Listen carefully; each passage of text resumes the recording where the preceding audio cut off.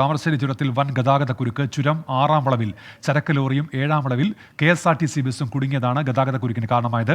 രാവിലെ ടൂറിസ്റ്റ് ബസ്സും കുടുങ്ങിയിരുന്നു. നിലവിൽ സ്ഥിതി നിയന്ത്രണ വിധേയമാണ് എന്നാണ് മനസ്സിലാക്കാൻ കഴിയുന്നത്. മിഥില ബാലനാണ് ഇപ്പോൾ കോഴിക്കോട് വിവരങ്ങൾ വായിച്ചിരുന്നത്. മിഥില, വലിയ തിരക്കാണോ, വലിയ കുരുക്കാണോ ഇപ്പോഴും?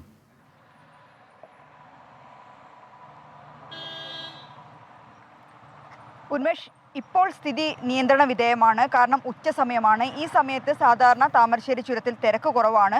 പ്രത്യേകിച്ച് ഇപ്പോഴത്തെ ഒരു സ്ഥിതി എന്ന് പറയുന്നത് അവധി സമയമാണ്. മാത്രമല്ല ന്യൂ ഇയർ വരാനിരിക്കുന്നു. അതുകൊണ്ട് തന്നെ വയനാട്ടിലോട്ട് എത്തുന്ന ആളുകളുടെ, വിനോദസഞ്ചാരികളുടെ എണ്ണത്തിൽ വലിയ രീതിയിലുള്ള ഒരു വർധനവുണ്ട്.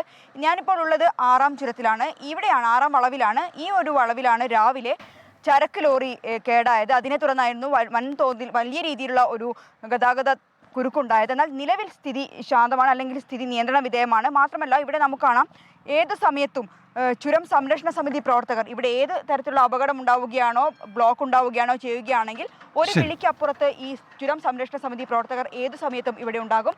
എനിക്കൊപ്പം അവർ ചേരുന്നുണ്ട്. എങ്ങനെയാണ് ഇന്നത്തെ ഒരു ബ്ലോക്ക് എങ്ങനെയായിരുന്നു? രാവിലെ ഒരു 7 മണി 6:55 തിരുവനന്തപുരത്ത് നിന്ന് ബത്തേരിക്ക് വരുന്നൊരു എമറാൾഡ് എന്ന ബസ്സുണ്ട്. അവർ ഡീസൽ ഇരുന്ന് കുടുങ്ങിയെന്നാണ് പറയുന്നത്.